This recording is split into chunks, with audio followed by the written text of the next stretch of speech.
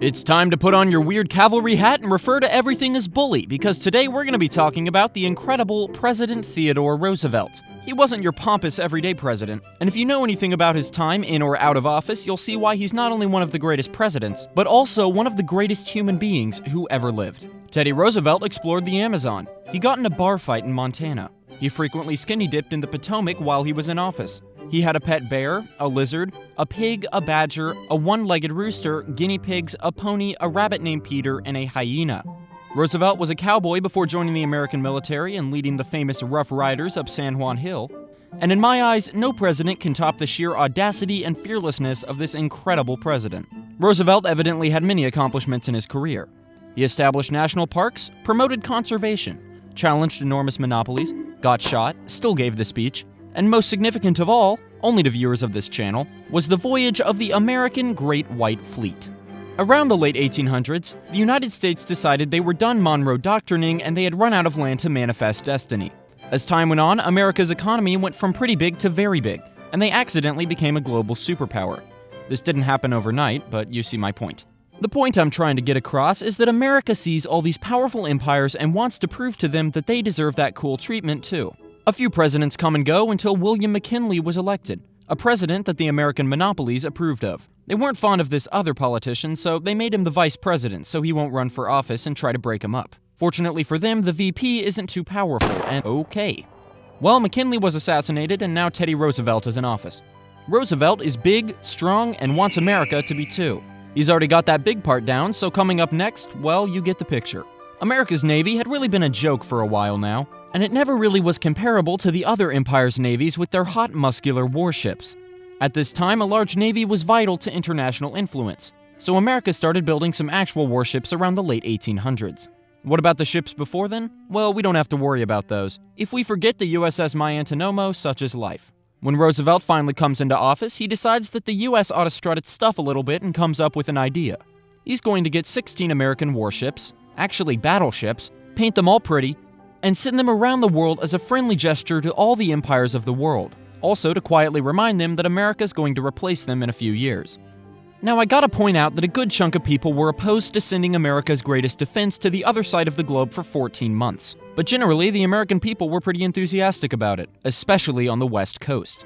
Before it became the Detroit of the Americas, California was a major point of interest for the fleet's voyage. The journey of the Great White Fleet technically was split into two parts, with the second part beginning from Cali. Ugh. The first part of the journey would be around the Americas, as the Panama Canal was not yet complete. It would certainly be an adventure for the ages, but let's not get ahead of ourselves. There are a lot of twists and turns, I'll tell you. But before any of that can happen, Congress needs to give funding. Nope. So Teddy says, I have the funding to get them across the Pacific to Central Asia. If you want our fleet to come home, you'll have to fund them to come back through the Mediterranean across the Atlantic. Congress let out a big ol' sigh and said, fine. It's happening, people. They pick this fine gentleman to lead the journey. He'll be given the boot, though, when they get to California because he has gout. His name is Rear Admiral Robley D. Evans. The first leg of the journey comprised of 16 ships in 4 divisions. The ships being the USS Connecticut, the flagship, the USS Kansas, the Vermont, the Louisiana, the Georgia, the Virginia, the Rhode Island, the Minnesota, the Maine, the Missouri, the Ohio, the Alabama, the Illinois, the Kentucky, and the Kearsarge. Whatever that means. There were a few other ships mixed in like a hospital ship, some store ships, and some torpedo boats. But these 16 were the main show. The meat and potatoes of the American fleet. On December 16th, the Great White Fleet begins its journey from Hampton Roads, Virginia en route to Trinidad, because everyone knows it's perfectly safe for Americans to go to Trinidad. Trinidad was relatively uneventful, other than a sailing race won by the USS Kansas. The American sailors also performed quote-unquote crossing the line ceremonies for new seamen who had never crossed the equator before. Their arrival in Rio de Janeiro was met with huge crowds of civilians wanting to gawk at the sexy American fleet. Unfortunately for Rear Admiral Evans, a strike of gout had other plans for him. His gout prevented him from seeing the honorable American tradition of starting a massive bar fight in a foreign country on a diplomatic mission. Despite this, it was a party in Brazil, and the Brazilians even hosted a fancy dance on board the USS Minnesota. Nothing screams exotic like Minnesota. Alright, heading south now, let's skip Argentina, nothing too important there.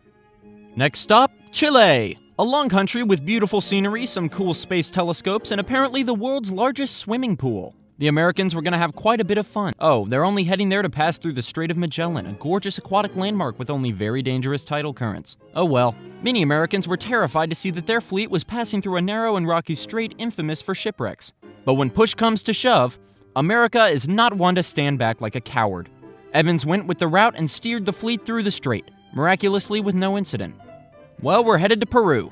While we're here, let's celebrate George Washington's birthday with a 9-day non-stop beer fest. Weirdly enough, the president of Peru briefly imprisoned a group of Japanese acrobats for the duration of the visit out of fear that they might offend or sabotage the Americans. Oh yeah, I forgot to mention, America's using this voyage to piss off Japan, who was expanding and encroaching across the Pacific. The Peruvians also held a bullfight for the Americans, which the Americans apparently hated because of the cruel treatment of the bulls.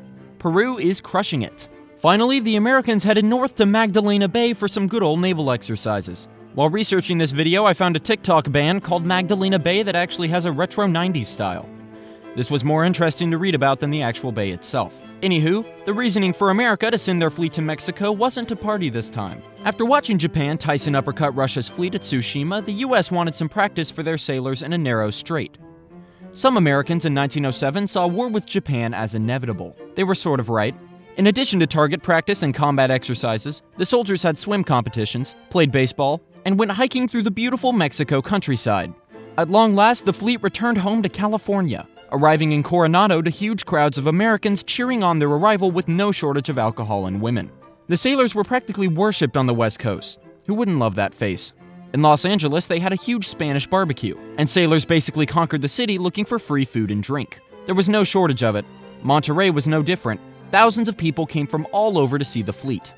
Finally, they stopped in San Francisco, where they would be fully restocked and prepare to head up to the Pacific Northwest. While in San Francisco, Evans was replaced by Admiral C.M. Thomas, once again, gout, and the USS Maine and Alabama were replaced by the Nebraska and the Wisconsin. Admiral Thomas almost didn't make it to his ship upon departure because his car was pulled over for a blown-out taillight. Fortunately, another car was sent with him just in case the first one didn't work out. So we could just switch over to that one. Unfortunately, his backup car also had a taillight out.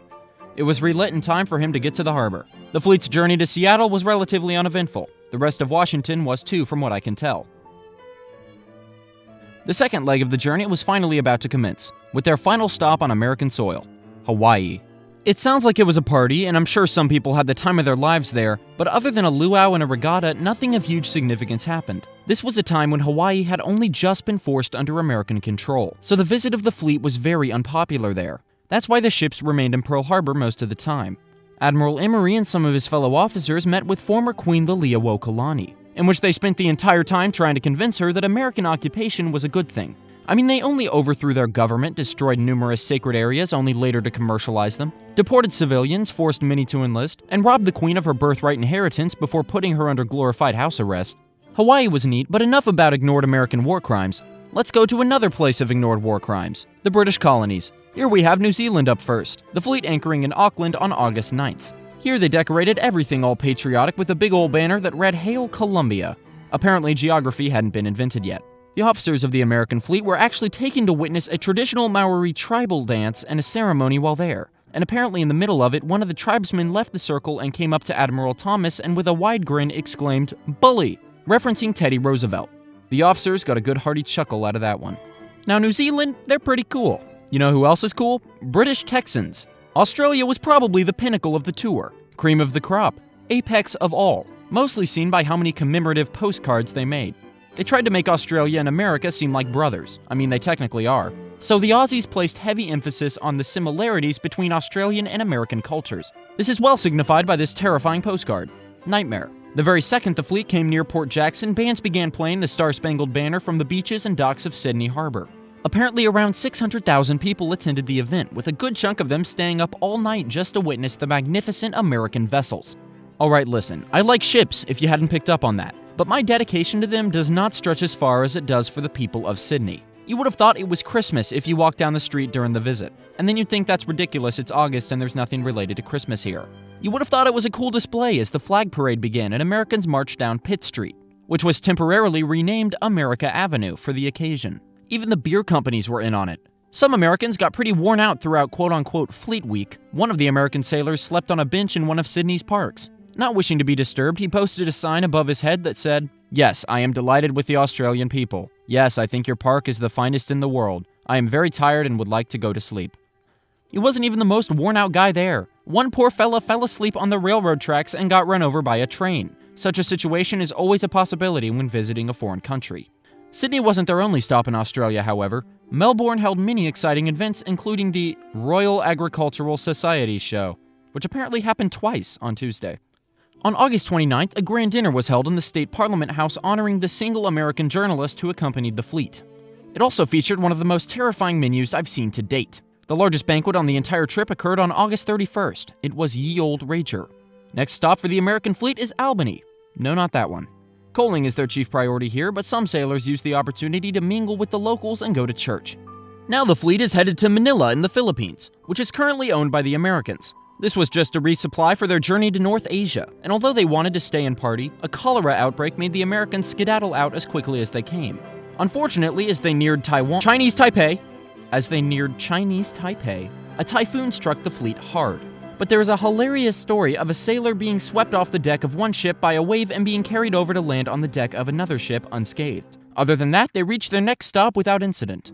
Remember when I mentioned forgotten war crimes? Up next, Japan! Now remember when I gave New Zealand crap for calling the US Columbia? Well, before you guys type your little comments away correcting me, here I am acknowledging that yes, Columbia was a sort of nickname for America at the time. This directly leads into the next thing. The Japanese people sang a patriotic song called Hail Columbia.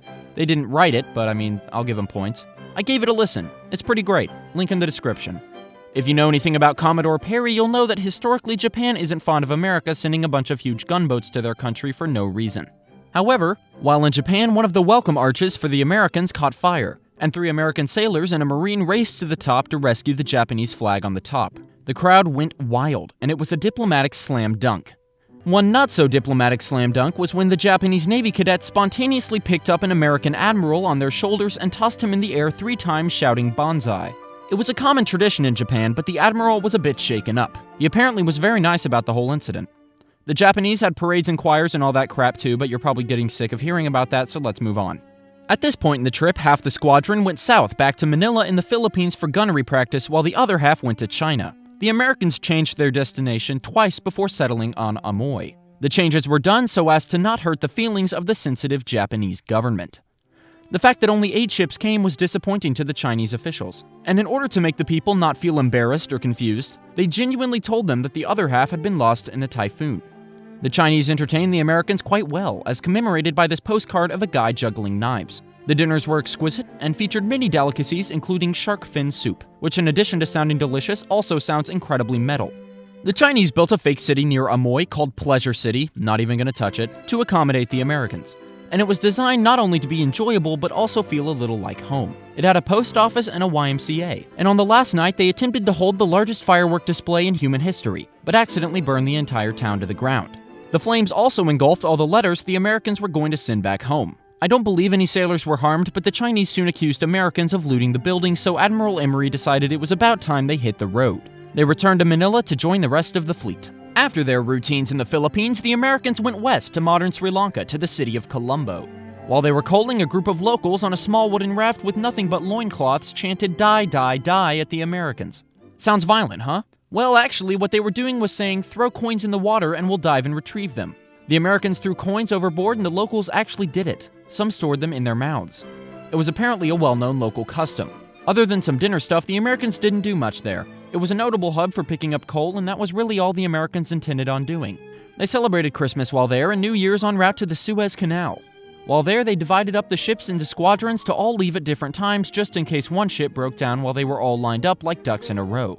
Many of these squadrons visited other ports like Algiers, Tripoli, Naples, Nice, Athens, and Malta. One notable stop was Messina in Italy, where the sailors were sent to assist with the fallout from the Messina earthquake, the worst earthquake to ever strike Europe. The US's help in Messina was greatly appreciated, but soon the Americans had their final stop before returning home, Gibraltar. This wasn't one of them parade stops. This was another "let's just refuel and get out of here because I'm miserable" stops. The fleet began their transatlantic journey back to Hampton Roads, Virginia. On February 22nd, George Washington's birthday, the fleet finally got back home. Well, that's it. I'd like to thank GreatWhiteFleet.us for helping me out with this video. They have tons of information and hundreds, if not thousands, of postcards showing so many events from the Great White Fleet's journey. Please check them out, link in the description. This video is by no means comprehensive, not even close. I just went over the big stuff. This voyage was unique for those involved, and in the end, friends and mistakes were made, but that's how we learn. So what did we learn today? Sometimes the real treasure really is the friends we made along the way.